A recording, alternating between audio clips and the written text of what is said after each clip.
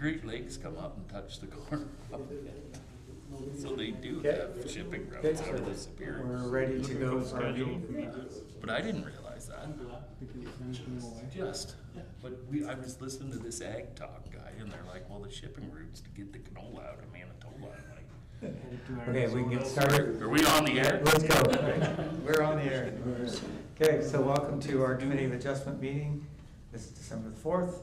First off, the municipality of Strathroy-Caradoc acknowledges it's located on Treaty 21 territory. We are thankful to the generations of people who have taken care of this land, including the Chippewas of the Thames First Nations, the Munsee Delaware First Nation, and the Oneida Nation of the Thames. Go to roll call for Sasha. Thank you, Chair. My name is Sajal Asmar, and I am the Acting Secretary Treasurer for the Committee of Adjustment tonight. I will be hosting the meeting and managing participants. Committee members joining us this evening include Councillor Kennis, Member Kumar, Member Vian, Councillor Pelkman, Deputy Mayor McGuire, Councillor Derbyshire, and Member Terpstra, who's also our Chair. Municipal staff in attendance this evening are Alyssa Soldo, Planner with the County of Middlesex, Jake DeRitter, Manager of Growth and Development, and Melanie from the Legal and Legislative Services team. Tonight we have only one application to be heard by the committee. The chair will introduce the application and provide the applicant and agent an opportunity to speak. The planner will follow with the report. The public will then be invited to make comments or ask questions about the application. The chair will then call upon the committee to ask questions or make comments before the chair calls for a vote on the application. Once a decision is made, there's a 20-day appeal period from the date of decision for minor variances. If anyone wishes to be notified of the decision, you can make a request today or make a written request following this meeting. Thank you. Thank you, Sasha. So first off, I need an approval of our agenda. Looking for a recommendation for that. Brian, seconded by Randy. All in favor? That carries. Any declaration of pecuniary interest by anyone? No, seeing none. Then I'm going to the approval of the minutes. A recommendation to approve the minutes as presented by Brian, seconded by Frank.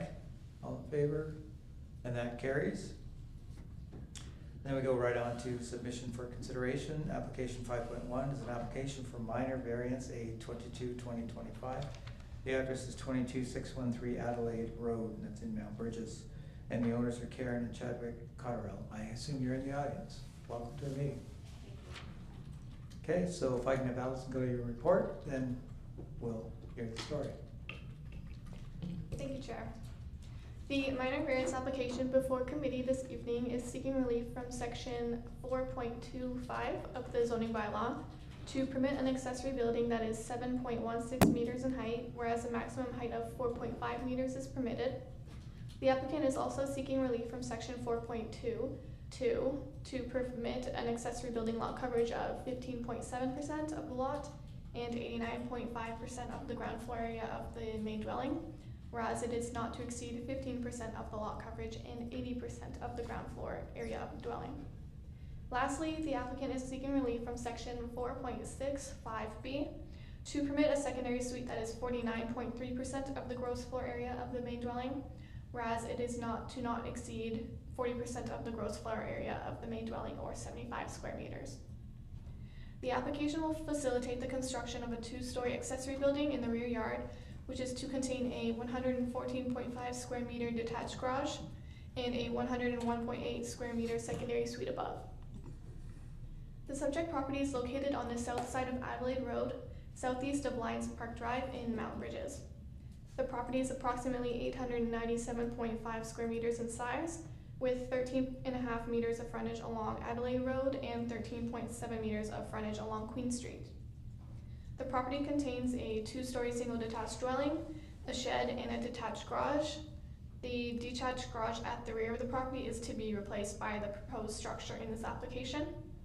The property is also connected to municipal services. The variances required will ensure that there is an adequate space for a functional detached garage as well as a safe residential unit above. This application supports a gentle increase in density while providing more housing opportunities in Mount Bridges. The principal dwelling on the lot will continue to be viewed as the primary structure, and there are expected to be no negative impacts on neighboring properties. No comments have been received from the public or agencies on this application. I have reviewed the application against the 4 tests of the Planning Act, and as indicated in the report, it is staff's opinion that this application does meet the 4 tests. And as such, I am recommending that minor variance application A 2025, be approved, and thank you. Great, thanks for that report. Owners of the property, do you have anything to add to that? No, nothing? Committee members, questions or concerns? Yeah, Steve. Just one question. I know that the garage is there already, but where does the stormwater go, just so we don't accidentally cause a problem with the neighbor to the east? Yes, sir. There's a storm drain right, they put one on the property right now, you're looking at the right side front, right on the property. Okay.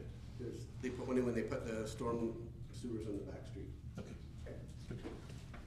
Right, any other comments or questions from committee members? Then I'm looking for a recommendation. Mike? Motion to approve with the, I guess it's just motion to approve, there are no conditions here. Okay. Supported by Steve, all in favor?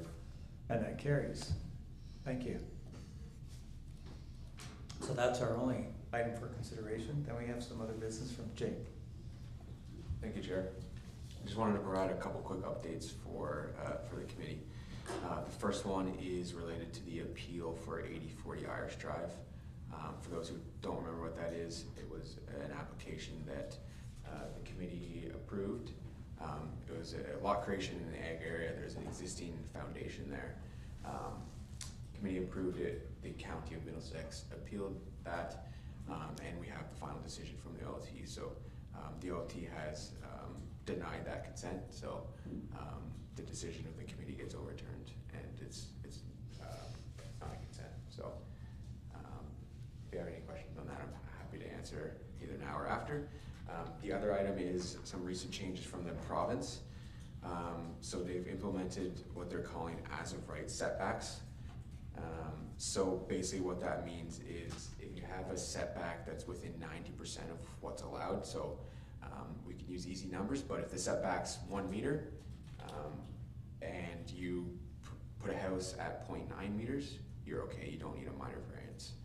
So there's a bit of a 10% wiggle room there now with just setbacks. And our interpretation is that that only applies to urban residential land.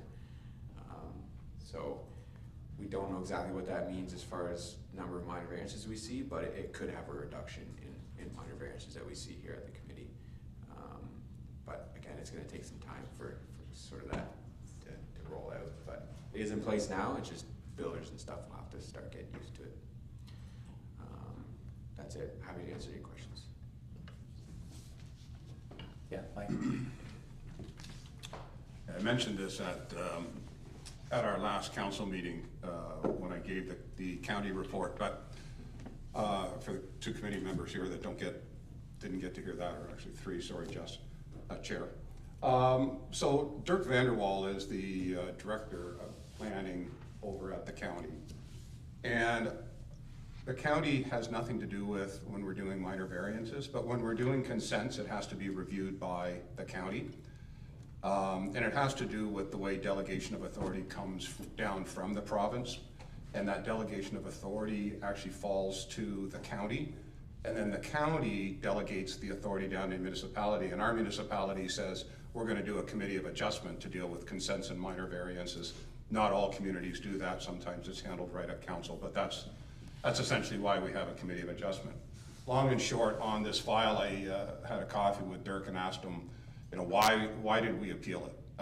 Because I just see a lot of things happening here with consents where it's really becoming, if it's in the legislation and the legislation allows for it, then it's allowed.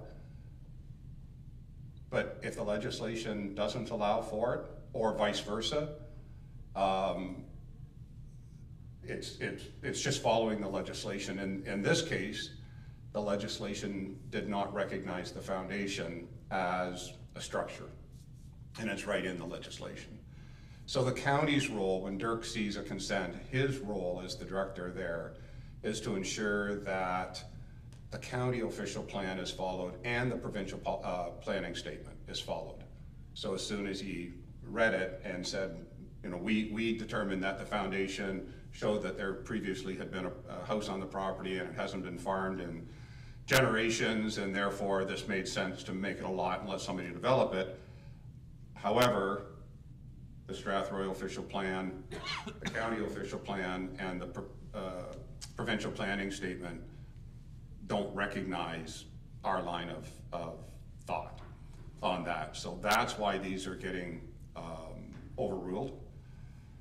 And it's appealed by the county because that's his job. Like he's not trying to say we did anything wrong. He understands what we did and why we did it, but his role is to ensure that the provincial planning statement is being followed and the official plan of the county is followed. And when it's not, it's appealed. And in this particular case, the county really didn't make any argument otherwise. Well, the county made the appeal, sorry, Strathroy-Caradoc really didn't make any argument. Otherwise, it was appealed and kind of everybody knew the outcome, and it just ran its process. OLT granted the appeal and thus overruled our decision. So it's interesting. I've been sitting here now for 7 years, and it's interesting that we used to be able to take more of a community view of particularly consents, and we could have more input like we generally try to have, and how legislative it's becoming now. So that's how that process works. I just wanted to give an update. I gave it to council, but I wanted to give an update to the three of you so you understand it's becoming more difficult all the time, particularly on consent applications. Thanks. Okay, thank you for that. Any other announcements or inquiries by members? Steve? Yes, thank you. I just wanted to thank the staff for the year, particularly for those who started the year when the department was very thin. It was probably professionally one of the most difficult years you've ever had. And then for all the people who came on board, a lot of learning and extra effort to make sure that time commitment and things ran smoothly. So thank you very much, and I wish you all a happy holidays. Yeah, thanks for that. The schedule of meetings is listed, so there is not one in January. It starts again in February, and then March and April, the first Thursday of the month. Any other comments, anything else? Then I'm looking for an adjournment or recommendation for that from Mike, over to Brian. See ya, hands. And we're all excited. Okay, Happy New Year, everyone. It's way too long, and we have to get out of here. So.